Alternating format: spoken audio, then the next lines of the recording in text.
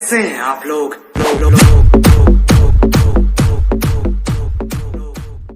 Hello दोस्तों, मैं Sarvesh Kumar Yadav KD Yadav ji channel में आपका फिर से स्वागत करते हैं।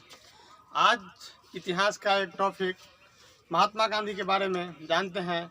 कोई भी एग्ज़ाम आप दीजिएगा तो महात्मा गांधी से एक या दो क्वेश्चन हमेशा रहता है, या 10th का एग्ज़ाम हो या फिर कंपटीशन का कोई भी एग्ज़ाम हो, उनसे रिलेटेड एक दो क्वेश्चन पूछ लेता है।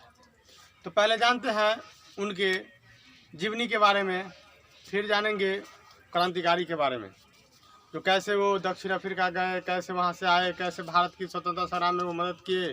पहले उनके जीवनी के बारे में जानते हैं। चलिए दोस्तों जानते हैं। महात्मा गांधी का जन्म 2 अक्टूबर 1869 2 अक्टूबर 1869 शुक्रवार का दिन था। पोरबंदर नामक जगह पे गुजरात में हुआ था। और संयोग से 2 अक्टूबर 1904 ईस्वी को लाल बहादुर शास्त्री का भी जन्मदिन है। और तो महात्मा गांधी और लाल बहादुर शास्त्री का जन्म वो 2 अक्टूबर को हुआ था, बट ईस्वी में डिफरेंट है। 1869 महात्मा गांधी और 1904 जब लाल बहादुर शास्त्री, ये दोनों का जन्म एक ही दिन हुआ था।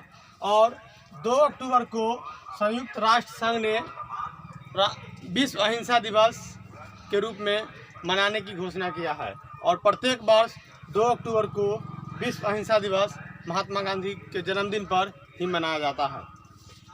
उनका पिता का नाम करमचंद गांधी था उर्फ कावा गांधी। करमचंद गांधी को कावा गांधी के नाम से भी जाना जाता था। वो राजकोट के एक दीवान थे। और महात्मा गांधी का माता का नाम पुतलीबाई था, जो करमचंद गांधी की चौथी पत्नी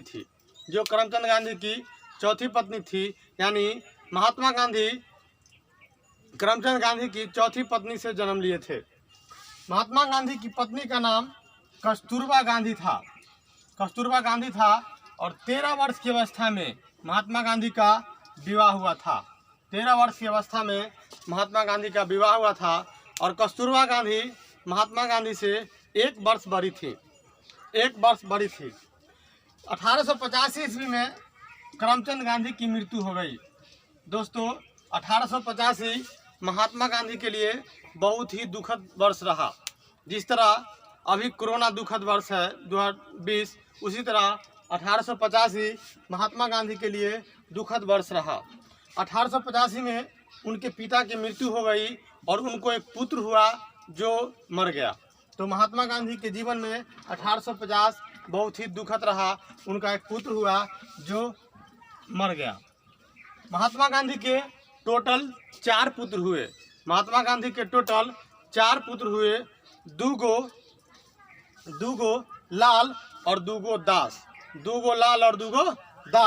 देखिए 1888 में हरिलाल पहला है, 1888 में जन्म हुआ हरिलाल का।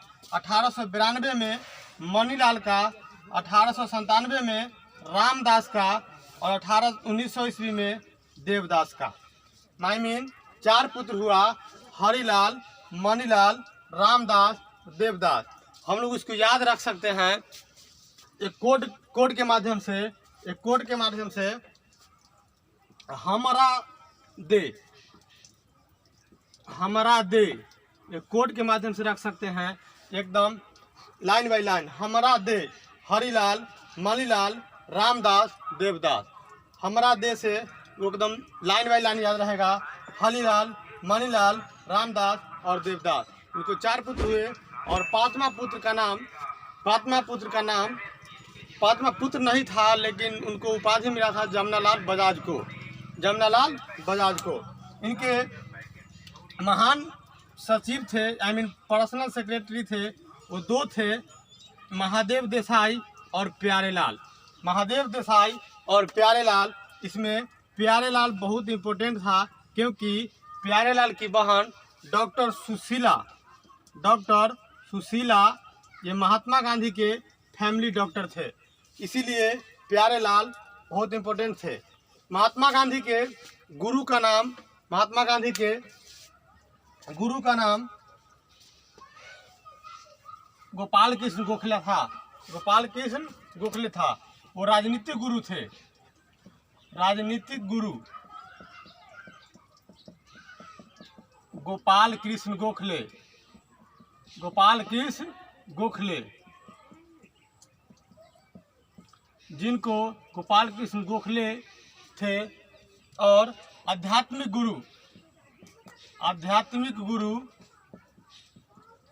गुरु लियो टॉल्स्टॉय था।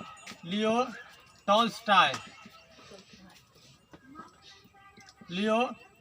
था। और महात्मा गांधी का कंसाइंस कीपर सी राजगोपालाचारी को कहा जाता है। तो ये इनका छोटा सा जीवनी परिचय था। अब इनके बारे में जानते हैं कि कैसे ये दक्षिण अफ्रीका गए और वहाँ कैसे वहाँ का आंदोलन में भाग लिए और फिर भारत आए और भारत की स्वतंत्रता संग्राम में कैसे मदद किए। तो जानते हैं फिर से 1889 ईस्वी में वो बैरिस्ट्री की पढ़ाई पढ़ने चले गए लंदन और वहाँ 2 वर्ष तक उन्होंने बैरिस्ट्री की पढ़ाई की। और 1891 में 1191 ईस्वी में वो पढ़ाई पूरा करके भारत वापस आए और छोटा मोटा काम करने लगे। लेकिन ये जो बैरिस्ट्री क्षेत्र होता है, वकीली क्षेत्र होता है, इसके लिए कोई बड़ा पार्टी पकड़ना था, तब जाके आप फेमस होते। इसीलिए महात्मा गांधी ने एक सेठ अब्दुल्ला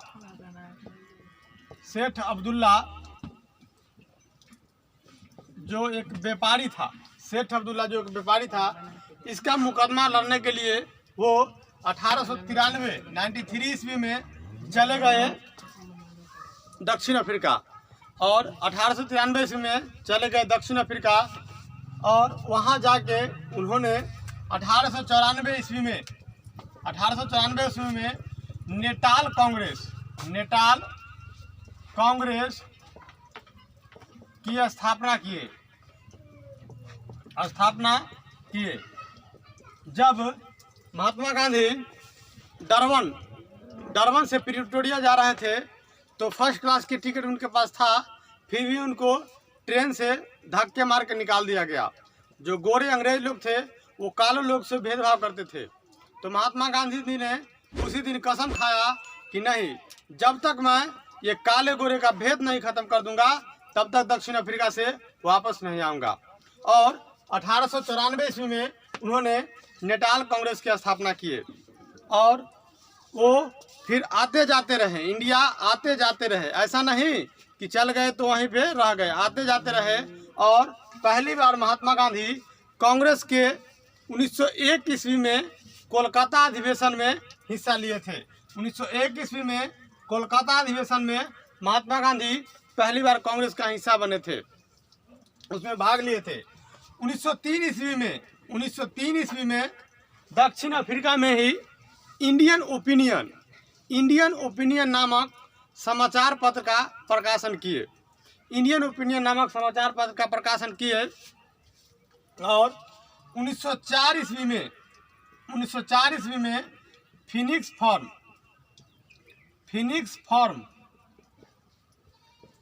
फॉर्म की स्थापना किए, जो डरबन में किए थे। डरबन एक दक्षिण अफ्रीका का जगह है, वो डरबन में फिनिक्स फॉर्म की स्थापना 1904 में किए थे।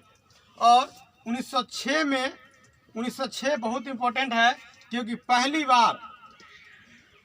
बार महात्मा गांधी ने सत्याग्रह का प्रयोग किया था। सत्याग्रह का प्रयोग 1906 में पहली बार दक्षिण अफ्रीका में किए थे।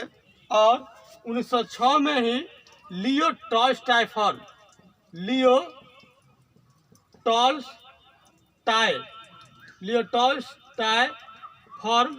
जो जोहान्सबर्ग में किए थे।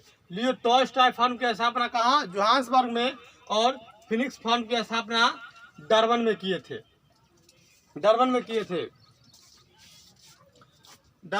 थे। उसके बाद 1913 ईस्वी में महात्मा गांधी ने दक्षिण अफ्रीका में ही गिरमिटिया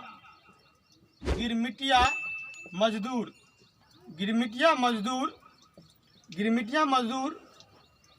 जो वहाँ का था उससे संबंधित कार्य किए थे। गिरमिटिया मजदूर को बहुत सताया जाता था, तो उसको उन्होंने राहत दिलाया था। और 9 जनवरी 1915 ईस्वी को महात्मा गांधी प्रवास यात्रा करके भारत वापस आए।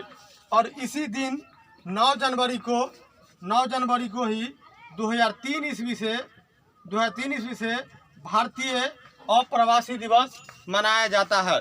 तो इतना महात्मा गांधी जो काम था वो दक्षिण अफ्रीका में किए। अब उनका भारत आ गए, तो भारत स्वतंत्रता आंदोलन में उनकी क्या भूमिका है उनके बारे में अब जानते हैं। महात्मा गांधी जब प्रवास यात्रा करके आए तो 1915 ईस्वी में उनको उस समय प्रथम विश्व चल रहा था। तो अंग्रेज़ों ने महात्मा गांधी को कैसर हिंद की उपाधि दे दिया, और वो सेना में भर्ती नौजवान को कर रहा था, इसलिए भर्ती करने वाला सर्जेंट कहने लगा। तो महात्मा गांधी बहुत खुश हो गए कि आए और कैसर हिंद की उपाधि दे दिया। तो जब 1916 में कांग्रेस का लाहौर अधिवेशन हो रहा था, जिसकी अध्यक्षता अंबिका चरण मजूमदार ने किया था। 1907 का जो सूरत अधिवेशन हुआ था, जिसमें कांग्रेस में जो फूट पड़ी थी उसको एकजुट करने के लिए एनी बेसेंट और बाल गंगाधर तिलक के सहयोग से जो 1916 ईस्वी में कांग्रेस का अधिवेशन लखनऊ में हुआ था, उसमें महात्मा गांधी ने फिर हिस्सा लिया। तो वहाँ पे उनकी मुलाकात राजकुमार शुक्ल जो चंपारण बिहार के थे, राजकुमार शुक्ल जो मुरली भराहवा गांव के थे, और चंपारण, पूर्वी चंपारण जो बिहार में है, वहाँ पर अंग्रेज़ों ने नील की खेती के लिए 3 कठिया प्रणाली 3/20, 1 कट्ठा में 3 कट्ठा खेती, नील की खेती मजबूरी कराते थे, जिससे 3 कट्ठा का क्या होता था कि भूमि उपजाऊ नहीं रह जाती थी। तो राजकुमार शुक्ल महात्मा गांधी से मिले और आग्रह किए बिहार आने के लिए। तब उनको गोपाल कृष्ण गोखले ने कहा कि पहले आप भारत भ्रमण कीजिए। तो महात्मा गांधी 1916 में साबरमती आश्रम की स्थापना किए। साबरमती आश्रम की स्थापना किए जो अहमदाबाद में है।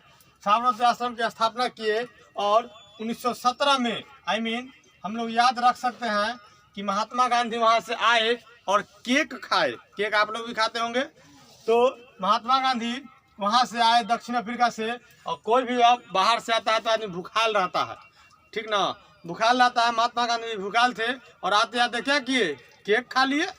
चलिए उनको केक खिलाइए। महात्मा गांधी आए और केक खा लिए, मतलब 1915 में आए और क्या किए, केक खा लिए। साबरमती आश्रम की स्थापना किए। हम लोग भी आते हैं तो कहाँ बैठ के खाते हैं, आश्रम में खाते हैं। तो 16 में आश्रम में स्थापना किए, और 17 में क्या किए, केक खा लिए। तो सी से चंपारण 1917, ए से अहमदाबाद मीन मजदूर 18, और के से खेरा 1918। इससे हम लोग याद रख सकते हैं कि महात्मा गांधी आए और क्या किए, केक खाए। तो 17 में चंपारण आंदोलन, 1918 में अहमदाबाद मिल मजदूर, और 1918 में ही खेरा आंदोलन। मतलब 3 आंदोलन लगातार आए और तीनों आंदोलन का सफल हो गया।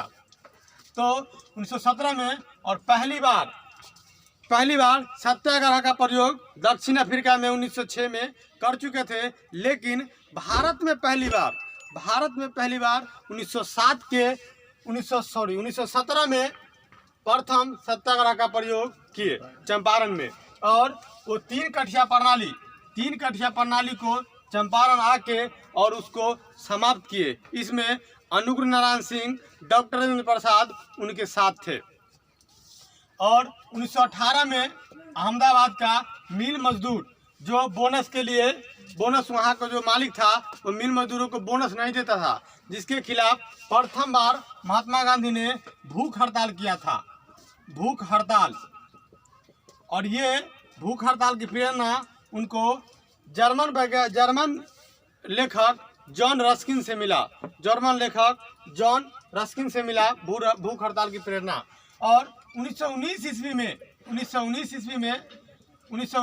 में महात्मा गांधी ने खिलाफत आंदोलन की अध्यक्षता दिल्ली में किए थे। 1919 ईस्वी में खिलाफत आंदोलन की अध्यक्षता दिल्ली में किए थे। 1919 ईस्वी में ही रॉलेट एक्ट आ गया, और रॉलेट एक्ट जिसको काला कानून कहा गया, जो बिना मुकदमा को ही किसी को संदेह के आधार पर गिरफ्तार कर लिया जाता था। और 13 अप्रैल 1919 को जलियांवाला बाग हत्याकांड हो गया। और खिलाफत आंदोलन जो तुर्की के खलीफा के खिलाफ था, तो उसकी अध्यक्षता दिल्ली में 1919 ईस्वी में महात्मा गांधी ने किया। खिलाफत आंदोलन का नेता था मोहम्मद अली और शौकत अली, लेकिन अध्यक्षता महात्मा गांधी ने किए थे। 1920 में महात्मा गांधी ने असहयोग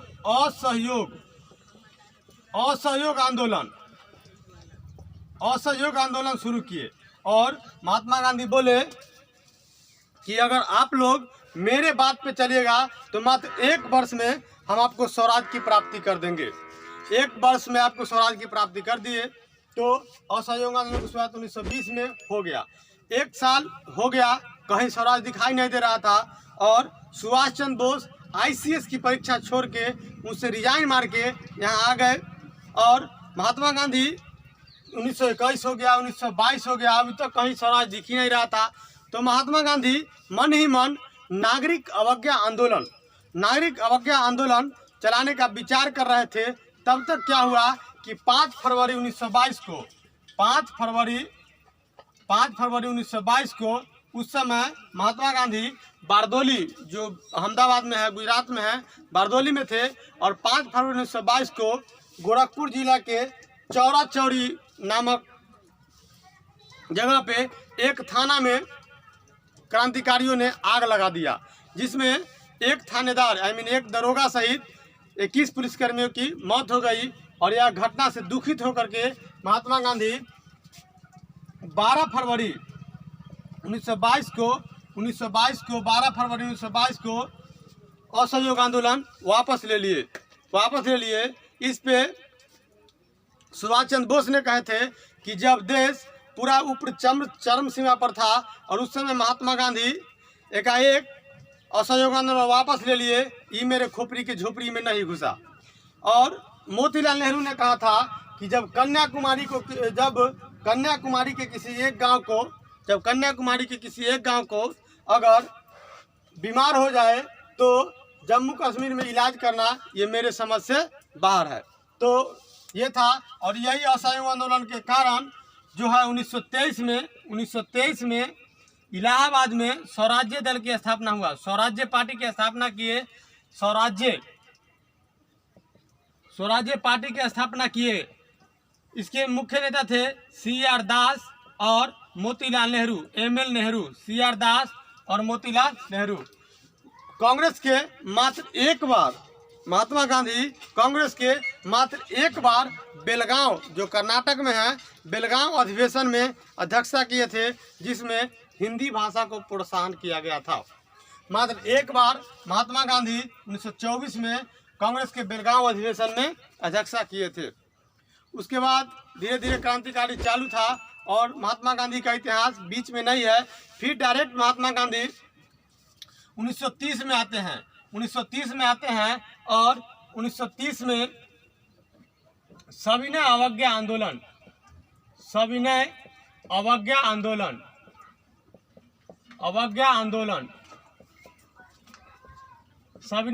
आंदोलन की शुरुआत करते हैं।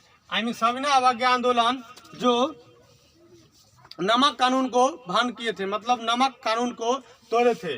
तो 12 मार्च 1930 से 6 अप्रैल 1930 तक डांडी से अहमदाबाद साबरमती आश्रम से डांडी पहुंचकर उन्होंने नमक कानून को तोड़ा और वहीं से सविनय अवज्ञा आंदोलन को शुरुआत किए। सविनय अवज्ञा आंदोलन की शुरुआत किए और 1931 ईस्वी में 5 मार्च 1931 ईस्वी को वायसराय लॉर्ड इरविन और महात्मा गांधी के बीच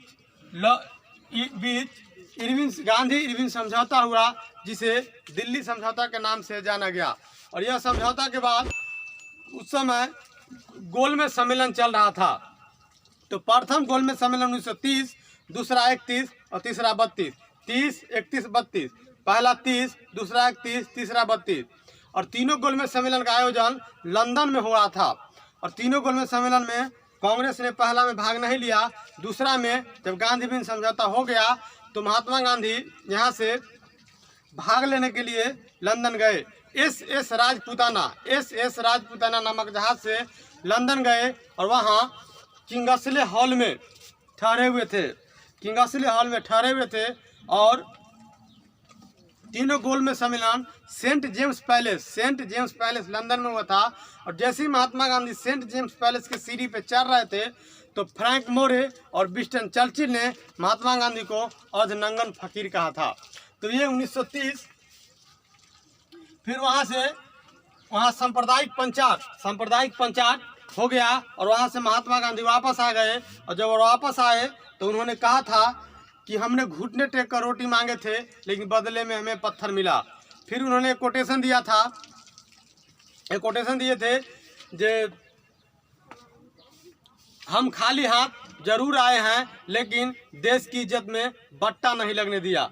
तब जाके 24 सितंबर 1932 को पूना के यरवादा जेल में गांधी अंबेडकर समझौता, महात्मा गांधी और अंबेडकर के बीच एक समझौता हुआ जिसे पूना पैक्ट के नाम से जाना जाता है। इसमें अछूतों के लिए एक अलग ज़्यादा सीट दे दिया गया। 1939 में कांग्रेस का त्रिपुरी अधिवेशन हुआ जिसकी अध्यक्षता त्रिपुरी मध्य प्रदेश में हुआ, जिसकी अध्यक्षता सुभाष चंद्र बोस ने किए थे।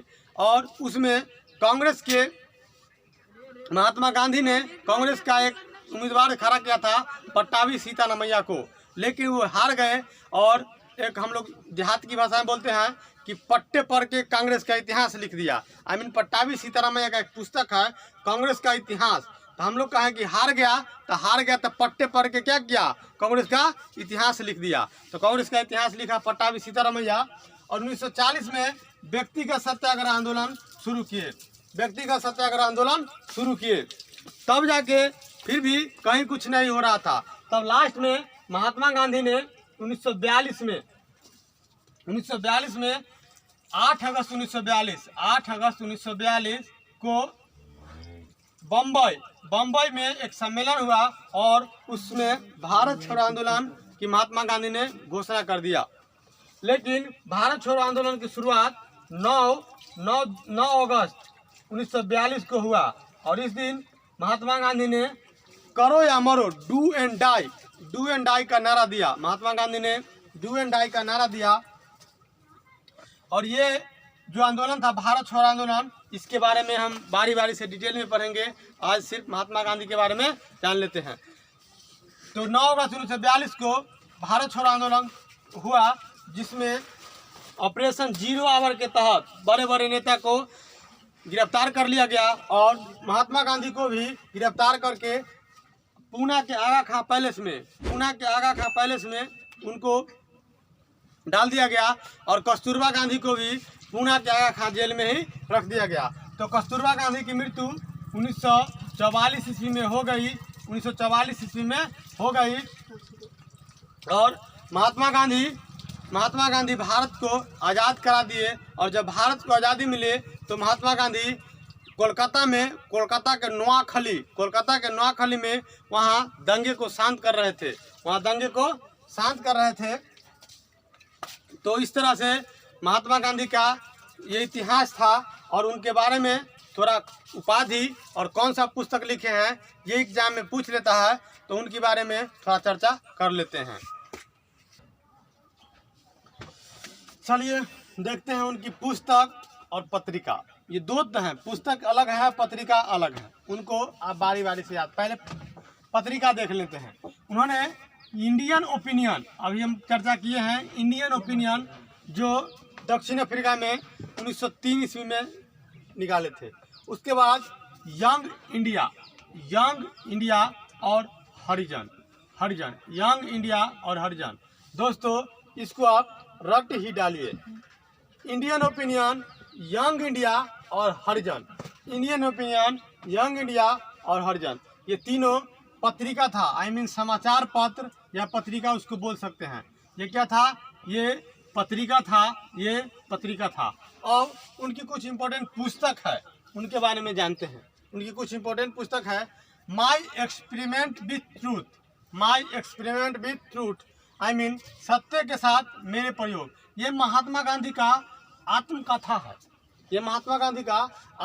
है, जो मूलतः गुजराती में है, और इसका अंग्रेजी में अनुवाद महादेव देश जी किया था। महादेव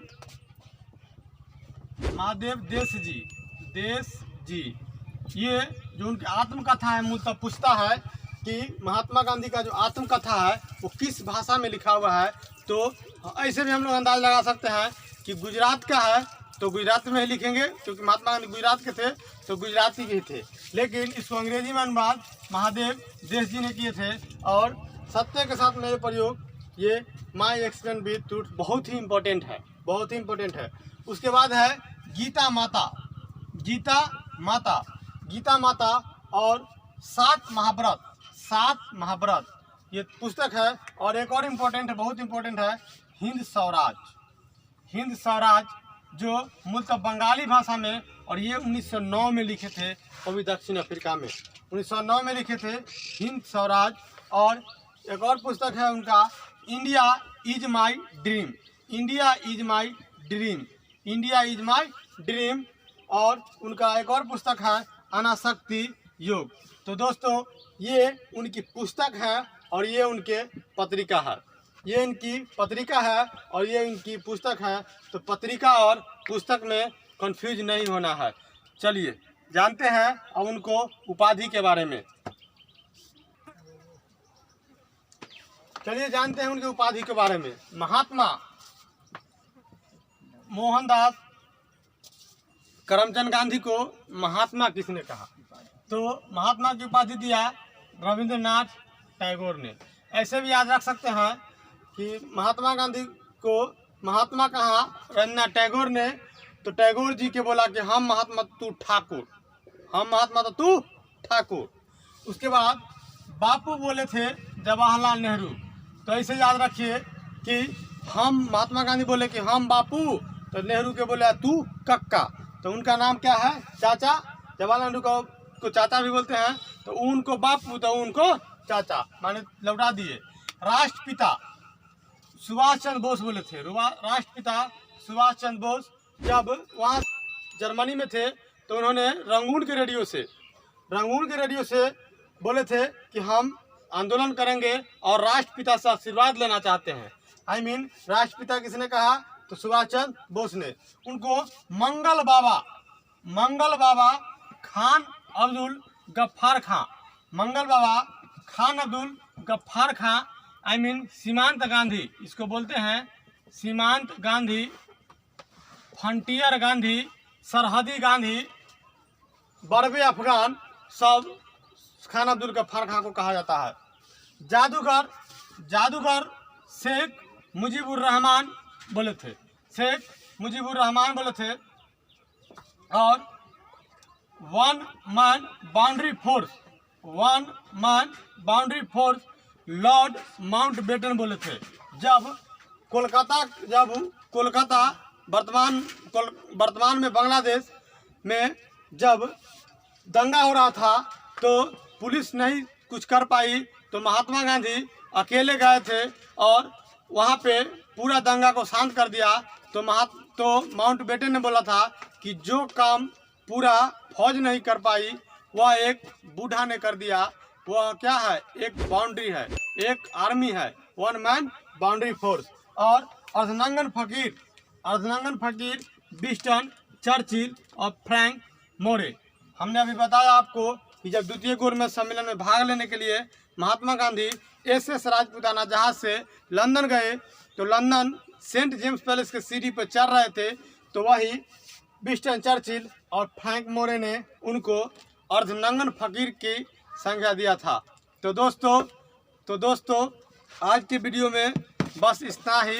वीडियो को लाइक कीजिए, शेयर कीजिए और सब्सक्राइब कीजिए। Thank you.